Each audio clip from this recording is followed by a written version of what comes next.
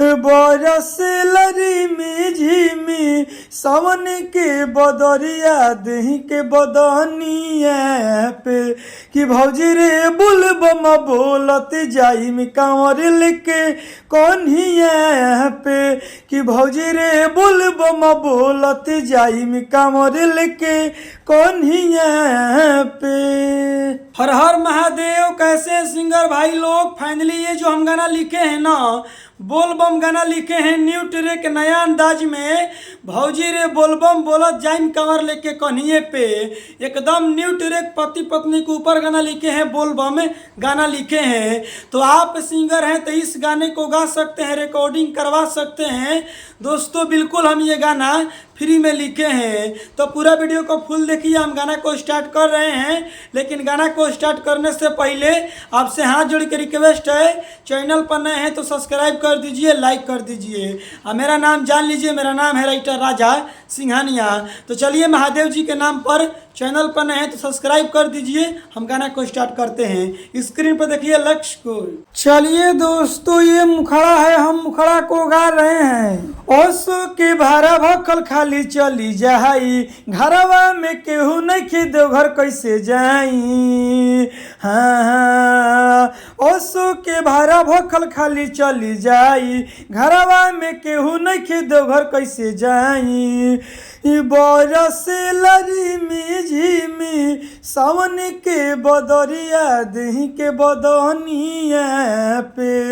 हाँ, बरस लरी में झिमी सावन के बदरिया दही के बदनिया पे कि भौजी रे बुलबम बोलत जाई में कांवर लेके कन्हिया पे कि भौजी रे बुलबम बोलत जाई में कांवर लेके कन्हिया पे।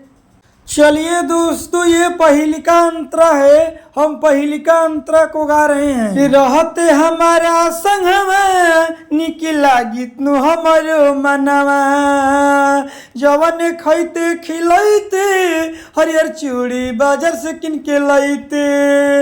हाँ, रहते हमारा संगवा निक लागित नु हमारो मनवा, जवन खैते खिलैते हरियर चूड़ी बाजार से किन के लैते। पियाऊ नहीं है तो हम जाइम बैजना थे बैठ के गाड़ी पे। हाँ हाँ, पियावा नहीं है तो हम जाइम बैजना थे बैठ के गाड़ी पे कि भौजी रे बुलबम बोलत जाइम कांवर लेके कन्हिया पे कि भौजी रे बुलबम बोलत जाइम कांवर लेके कन्हिया पे। चलिए दोस्तों, ये दूसरा का अंतरा है, हम दूसरा का अंतरा को गा रहे हैं। सोचल सपना पूरा करिए भोले दानी, बुझताड़े हमनी के परेशानी, हमार सैया के माफ हो करिए भोले दानी में माथा जाके टेकी है। हाँ हाँ, सोचल सपना पूरा करिए भोले दानी, बुझताड़े हमनी के परेशानी, हमार सैया के माफ हो करिए भोले दानी में माथा जाके टेकी है। राजा सिंहनिया राहुल चढ़ताड़े सुई या पहाड़िया पे। दोस्तों, जहाँ राहुल लिखा हुआ है तो फाइनली राहुल भाई ने कमेंट बॉक्स में कमेंट किए थे कि राजा भैया गाना में मेरा नाम डालिएगा राहुल और बोलबम गाना लिखिएगा। तो देखिए दोस्तों, फाइनली राहुल भाई को गाना में नाम डाल दिए हैं। अगर इसी तरह आप भी सिंगर हैं, अपना गाना में नाम डलवाना चाहते हैं तो सबसे पहले आपको करना क्या पड़ेगा कि हम गाना में आपका नाम लेंगे। सबसे पहले आप चैनल पर नए हैं तो सब्सक्राइब कर दीजिए, लाइक कर दीजिए और कमेंट बॉक्स में आप अपना नाम लिखिए कि आपका नाम क्या है। अगली वीडियो बनाएंगे तो उस गाने में आपका नाम ले लेंगे, जैसे राहुल भाई का नाम लिए हैं। आगे का लाइन, राजा सिंहनिया राहुल चढ़ताड़े सुई यह पहाड़िया पे कि भौजी रे बुलबम बोलत जाई में कांवर लेके कन्हिया पे कि भौजी रे बुलबम बोलत जाई में कांवर लेके कन्हिया पे। चलिए दोस्तों, अब गाना समाप्त हो गया है।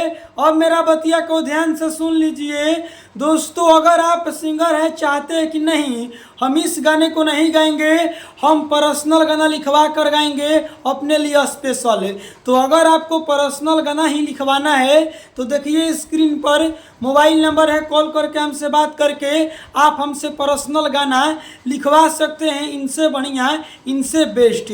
तो दोस्तों देर किसी बात की, स्क्रीन पर मोबाइल नंबर है, कॉल करके हमसे बात करिए, हम आपको पर्सनल गाना लिख कर दे देंगे। इनसे बढ़िया, इनसे बेस्ट। तो देर किसी बात की, फटाफट कॉल करिए, स्क्रीन पर मोबाइल नंबर है, कॉल करिए। Bye by.